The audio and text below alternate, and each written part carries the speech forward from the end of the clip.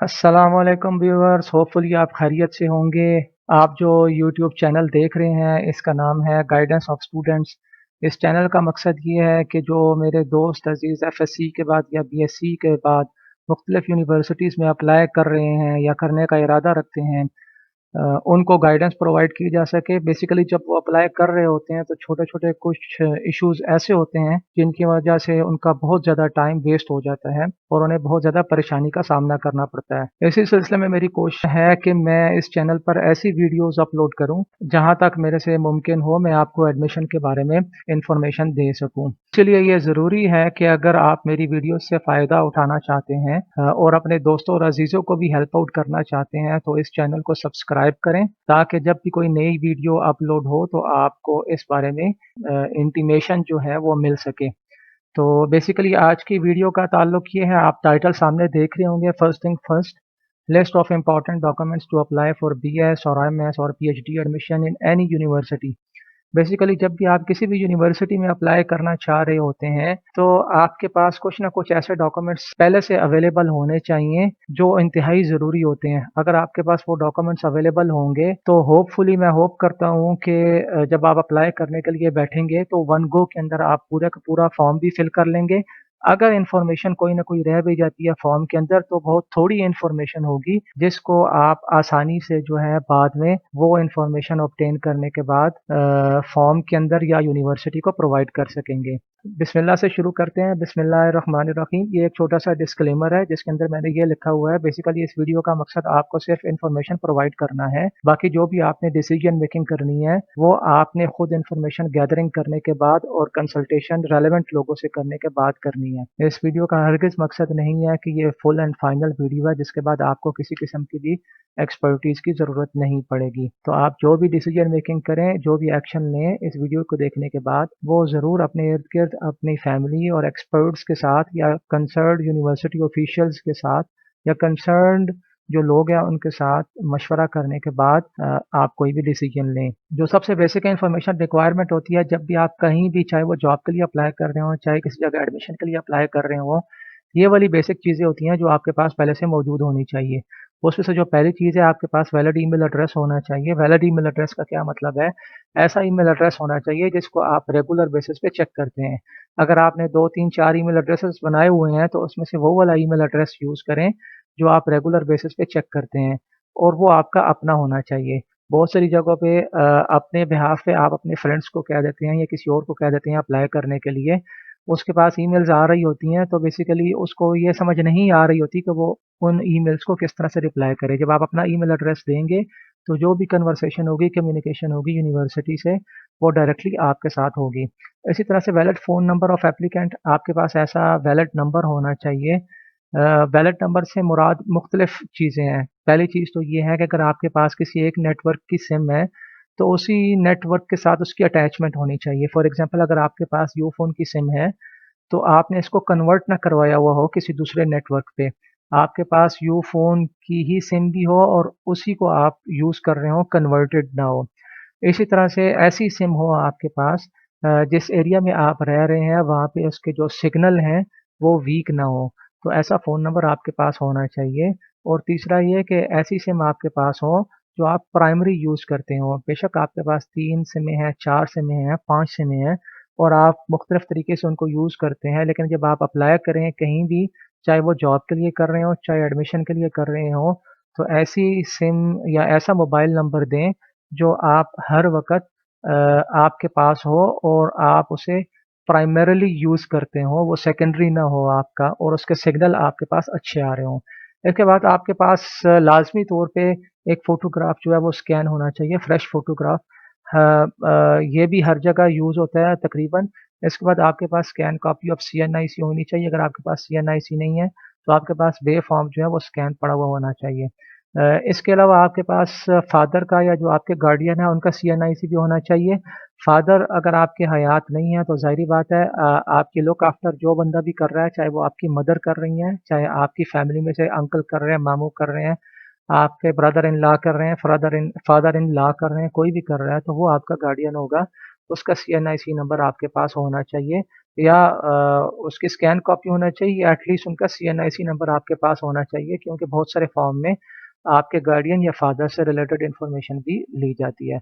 इसी तरह से आपको पता होना चाहिए कि आपकी फादर प्लस मदर की मंथली इनकम क्या है। बहुत सारी यूनिवर्सिटीज़ इससे रिलेवेंट भी आपसे क्वेश्चन करती हैं कि आपके पास अवेलेबल जो इनकम है वो कितनी है। इनकम से मुराद यही होती है कि आपके फादर और मदर की इनकम इकट्ठी करने के बाद जो आपकी इनकम होती है वो टोटली मंथली इनकम होंगी।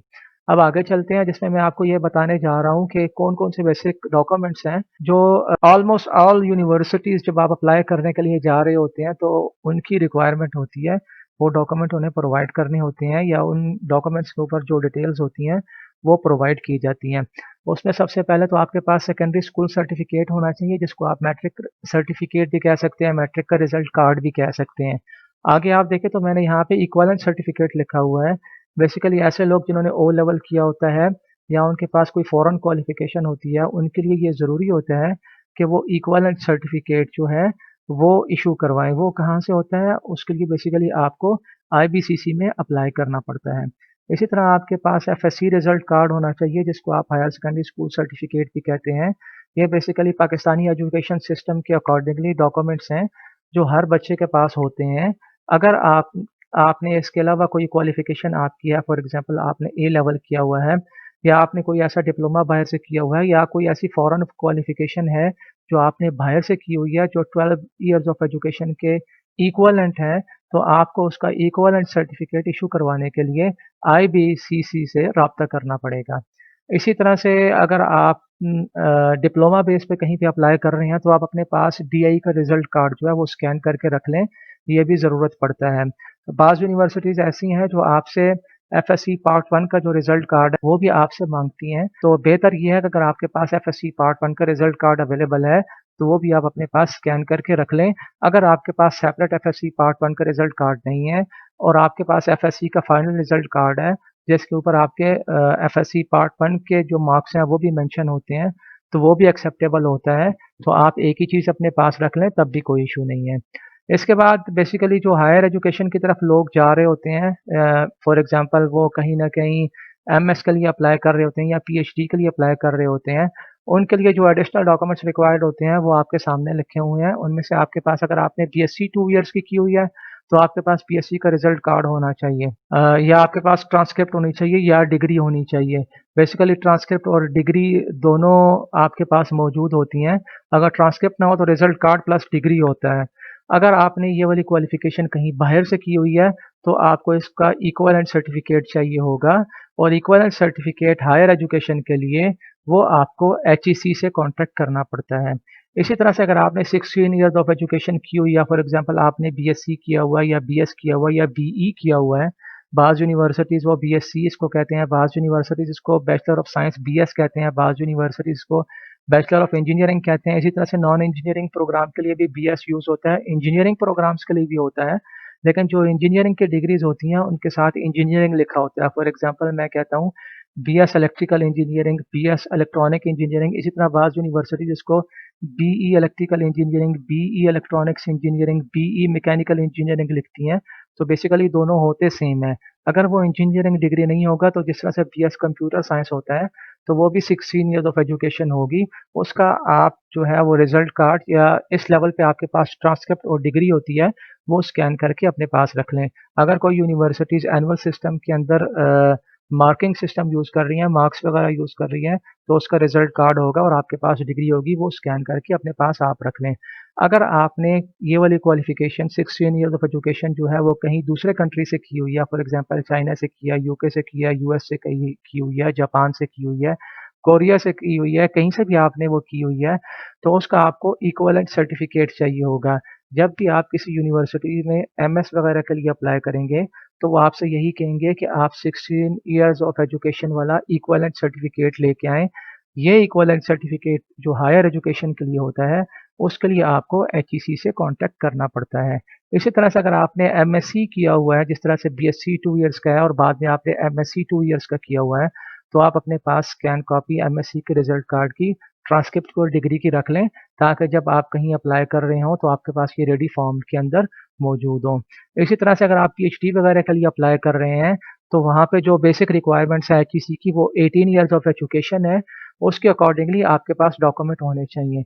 अगर आपने एमएस किया हुआ है पाकिस्तान से या एमएससी किया हुआ है, जो कि 18 इयर्स ऑफ एजुकेशन के इक्विवेलेंट है, तो आप उसकी ट्रांसक्रिप्ट और डिग्री जो है वो स्कैन करके अपने पास रख लें। अगर आपने कोई क्वालिफिकेशन एमएस वगैरह फॉरेन से की हुई है, फॉर एग्जांपल जो मैंने पहले कंट्रीज़ के नाम लिए या कहीं से भी की हुई है, यूएस से की है, यूके से की है, चाइना से की है, किसी भी कंट्री से की हुई है, तो अगर आपके पास वहाँ का ट्रांसक्रिप्ट और डिग्री है, वो यूनिवर्सिटीज़ के लिए एक्सेप्टेबल नहीं होता। उसका इक्विवेलेंट सर्टिफिकेट के लिए that is basically 18 years of education के इक्विवेलेंट सर्टिफिकेट लेने के लिए आपको एचईसी से राब्ता करना पड़ता है। इसका एक प्रोसीजर होता है जो कि एचईसी की वेबसाइट के ऊपर मेंशन है। नीचे मैंने नोट्स के अंदर भी यही लिखा हुआ है कि अगर आपने ओ लेवल या ए लेवल या इसी तरह की कोई फॉरेन क्वालिफिकेशन आपकी है, तो उसका इक्विवेलेंट सर्टिफिकेट लेने के लिए आप आईबीसीसी से राब्ता करेंगे। इसका सारा जो प्रोसीजर है वो आईबीसीसी की वेबसाइट के ऊपर लिखा हुआ है, बहुत आसान है। एक फॉर्म होता है, फॉर्म फिल करने के साथ आपके जो ओ लेवल के सर्टिफिकेट्स होते हैं या ए लेवल के जो सर्टिफिकेट्स होते हैं, वो आपने अटैच करके भेजने होते हैं। एक माइनर सी फ़ी होती है जो आपने डिपॉज़िट करानी होती है और 1 हफ्ते या मैक्सिमम 2 वीक्स के अंदर-अंदर आपको जो है वो इक्विवेलेंट सर्टिफिकेट जो है वो इश्यू हो जाता है। इसी तरह से अगर आपने इक्विवेलेंट सर्टिफिकेट जो 16 इयर्स ऑफ एजुकेशन है या 18 इयर्स ऑफ एजुकेशन है जो आपने बाहर से की हुई है, उसके इक्विवेलेंट सर्टिफिकेट के लिए अप्लाई करना है तो वो आपको एचईसी में अप्लाई करना पड़ेगा। एचईसी का एक प्रोसीजर होता है जिसके थ्रू आप वहाँ पे अप्लाई करते हैं। बेसिकली इसमें थोड़ा-सा टाइम ज़्यादा लग जाता है क्योंकि इसके अंदर जो एचईसी है वो आपकी जो कंसर्न्ड यूनिवर्सिटी होती है बाहर की जहाँ से आपने डिग्री की हुई होती है, उसके साथ कॉरेस्पॉन्डेंस करती है और जब चीज़ें क्लियर हो जाती हैं, जब उनकी रिक्वायरमेंट्स एचईसी की पूरी हो जाती हैं फ्रॉम द यूनिवर्सिटी जहाँ से आपने प्रीवियस डिग्री की हुई है, उसके बाद वो आपको इक्विवेलेंट सर्टिफिकेट इश्यू करते हैं और इसी इक्विवेलेंट सर्टिफिकेट की बेसिस पे आप जो कंसर्न्ड यूनिवर्सिटी है, वहाँ पे अप्लाई कर सकते हैं। कोशिश करें जो इक्विवेलेंट सर्टिफिकेट है जब भी आपके पास ये वाला सर्टिफिकेट ए लेवल या ओ लेवल या बाहर से आप क्वालिफिकेशन ऑब्टेन करके आएँ, तो सबसे पहले आप ये इक्विवेलेंट सर्टिफिकेट जो है वो ऑब्टेन कर लें, ताकि जब भी आप कहीं पे अप्लाई कर रहे हो और वहाँ पे इनकी ज़रूरत पड़े, इनकी ज़रूरत लाज़मी तौर पे पाकिस्तान के अंदर अप्लाई करने के लिए पड़ती है। जब आपके पास ये सर्टिफिकेट्स मौजूद होंगे, तो आपकी परेशानी ख़त्म हो जाएगी। तो ये सारे बेसिक रिक्वायरमेंट्स हैं जिनके बारे में मैं आपको बताना चाह रहा था। होपफुली आपको ये सारे डॉक्यूमेंट्स जो हैं आप कलेक्शन करने में कोई प्रॉब्लम नहीं होंगी। अगर आपके पास स्कैन कॉपी नहीं है, तो आप मोबाइल के साथ भी उसकी पिक्चर ले सकते हैं। बाज़ दफ़ा ऐसे होता है जब आप मोबाइल के साथ पिक्चर लेते हैं तो वो काफ़ी हैवी फाइल्स होती हैं, उनको आप पहले उनका साइज़ जो है वो रिड्यूस करके अपने पास रख लें, सिर्फ़ उसमें एक होती है। यहाँ पे मैंने एक चीज़ मेंशन की हुई है गेट रिज़ल्ट कार्ड। बहुत सारी यूनिवर्सिटीज़ पाकिस्तान में जब आप एमएस या पीएचडी के लिए अप्लाई कर रहे होते हैं, तो वो गेट का जो रिज़ल्ट है जो कि एनटीएस कंडक्ट करता है वो एक्सेप्ट करती हैं। इसी तरह से जो गेट है जो अगर आपने बाहर से गेट सब्जेक्ट या जीआरई वगैरह के एग्ज़ाम दिए हुए हैं, तो वो भी बहुत सारी यूनिवर्सिटीज़ यहाँ पे एक्सेप्ट करती हैं। तो वो रिज़ल्ट भी कार्ड भी आपके पास स्कैन फॉर्म में अवेलेबल होने चाहिए ताकि इन केस अगर वहाँ का जो एंट्री टेस्ट है वो गेट जो है वो एक्सेप्ट करते हैं तो आप इमीडिएटली वहाँ पे प्रोवाइड कर सकें और यूनिवर्सिटी की रिक्वायरमेंट्स पूरी कर सकें। एजुकेशनल सर्टिफिकेट्स जो मैंने पहले आपको पिछली स्लाइड में दिखाए जिसके अंदर मैंने आपके सारे डॉक्यूमेंट्स के बारे में बताया। अगर आप कहीं पे हायर एजुकेशन के लिए अप्लाई कर रहे हैं, विद इन कंट्री कर रहे हैं या आउटसाइड कंट्री कर रहे हैं, तो बहुत सारी यूनिवर्सिटीज़ आपसे 2-3 चीज़ें और भी माँगती हैं, जो मैंने आपके सामने यहाँ पे लिखी हुई हैं। ये भी आपके पास बनी हुई हो तो आपको बहुत आसानी हो सकती है। उनमें से पहली चीज़ ये है कि आपके पास एक रिसर्च प्रपोज़ल होना चाहिए। आपका जो भी एरिया ऑफ इंटरेस्ट है, जिस एरिया के अंदर आप जो है अपने आप को फिट समझते हैं, उसके अंदर आप कुछ ना कुछ एक्सप्लोर करना चाहते हैं, तो उससे रिलेटेड फ़ील्ड के अंदर आप अपने पास रिसर्च प्रपोज़ल बना के रख लें। बेहतर ये होता है कि आप जिस यूनिवर्सिटी में अप्लाई कर रहे हैं, वहाँ की फैकल्टी लिस्ट देखें और उसकी क्वालिफ़िकेशन देखें, उनका एरिया ऑफ रिसर्च देखें, अकॉर्डिंगली आप जो है वो अपना रिसर्च प्रपोज़ल बनाएँ, ताकि जब आप वहाँ वहाँ पे अप्लाई करें, तो आपका जो एप्लीकेशन है, उनको प्रोसेस करने में आसानी हो, आपको आसानी के साथ वहाँ पे सुपरवाइज़र मिल जाएगा। इसके अलावा जो एक चीज़ ज़रूरत होती है, बहुत सारी यूनिवर्सिटीज़ आपसे रेफ़रेंसेस माँगते हैं।